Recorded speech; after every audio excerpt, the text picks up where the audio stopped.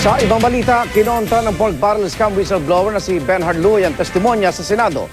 DTRC Director General Olive Dennis Cunanan na hindi raw siya tumanggap ng kickback sa pork barrel.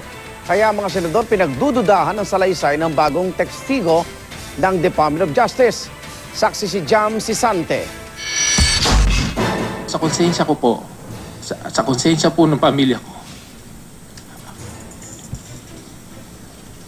mahirap po kumamin ng hindi totoo. Ang muling pagtanggi ni Dennis Cunanan na nangomisyon din siya sa pork barrel, kinontra sa pagdinig ng mismong kapwa-testigo na si Benhard Luy. Pinanindigan ni Luy ang nasa kanyang affidavit na tumanggap ng kickback si Cunanan. Si Luy raw ang naglagay ng pera sa isang paper bag na para kay Deku na bansag daw kay Cunanan na nagpunta raw sa opisina ni Janet Lim Napoles sa Pasig. The amount is which is 960,000. So dinala ko po doon sa conference room. Since hindi yung personally na nakipag-usap ako kay Sir Deco kasi it was Miss Evelyn De Leon, I handed the money to Miss Evelyn De Leon. After po ng the paper bag, pagkalabas po ng conference room, nakita ko siya bit-bit niya. Oh, paano yun, Mr. Cunanan? I was willing to give you the benefit of the doubt until yesterday when this was shown to me. No, Your Honor. I stand by that situation. The fact na may lapse na ho dun sa time na binigay niya kay Evelyn at saka binigay sa akin. I don't know what happened. Iginiit mang wala siyang natanggap ni isang kusing sa pagpunta sa opisina ni Napoles, pinunan ni Senador Grace Poe kung bakit hindi nabanggit ni Cunanan ang nangyari sa opisina. Wala naman sigurong doon. Dahil binanggit ko nga na yung first na na-meet ko yung tao, yun yung binanggit ko sa affidavit.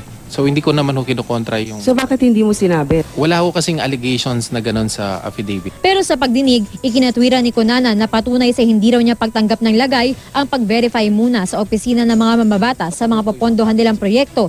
Kaya raw niya nakausap mismo sina Senador Jingoy Estrada at Bong Revilla. Kung ako accomplish dun sa mga issues na nangyayari, bakit tunong ako na ang naging head of agency?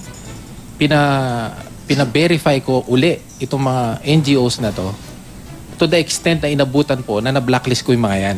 Napansin pa nga raw niya na pare-pareho pati ang mga typographical errors sa mga dokumento ng proyektong paglalaanan ni Estrada at Revilla, gayon din ni Senador Juan Ponce Enrile. Lahat po sila pare-pareho na ganun. Na wrong spelling yung kanilang project description, naglagay project description. What happened with the PDA-funded projects of Senators Revilla and Estrada was part of a grand conspiracy kasi yung mga papeles nila pare-pareho. Parehong paggawa, parehong lengguwahe, parang nagkopyahan lang sila. Sa kabila niyan, may pagdududa pa rin si Santiago at ilan pang senador. Come on, let it go, according to the song. Let it go, let it go. Bakit na natili doon na may kickback doon? Dapat nag-resign ka o kaya binulgar mo na silang lahat dahil ayaw mong ginagawa nila. Pero mahirap paniwalaan na hindi ka tumatanggap. Yeah, we have a witness saying that this person benefited from the scam, then a witness saying that he did not benefit from the scam. The explanation given because, well, I'm not doubting the story of Ben-Hur and then the denial. Ang pahayag ni Pimentel, tila sinagunduhan ng kampo ni Revilla na sinabing sinungaling si Cunanan.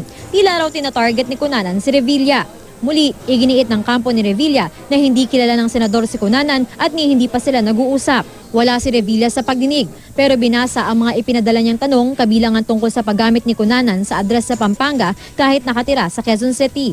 Paliwanag ni Cunanan, palipat-lipat daw kasi ng tirahan ang kanyang pamilya. Tungkol naman sa pag-aaring sasakyan, sinabi ni Cunanan na nag-iisa lang ang kanyang van. Nabili raw niya sa pamamagitan ng loan. Tanong naman ni Senador Poe. Lumalabas na halos 63,000 ang sweldo mo buwan-buwan. Yes, Your Honor. So, mga magkano ang kuryenteng binabayaran mo? I suppose it's in the range of 10, Parang 11 something or something. Parang imposible kasi yung 10 dun sa ganung klaseng structure ha. Dun sa nakita ko, pasensya na pero mukhang kasing may dating yung bahay eh. Muling iginiit ni Cunanan na ang bahay ay sa kapatid niya at hinuhulugan pa sa bangko. 70,000 piso naman daw ang sahod niya bilang Director General ng TRC.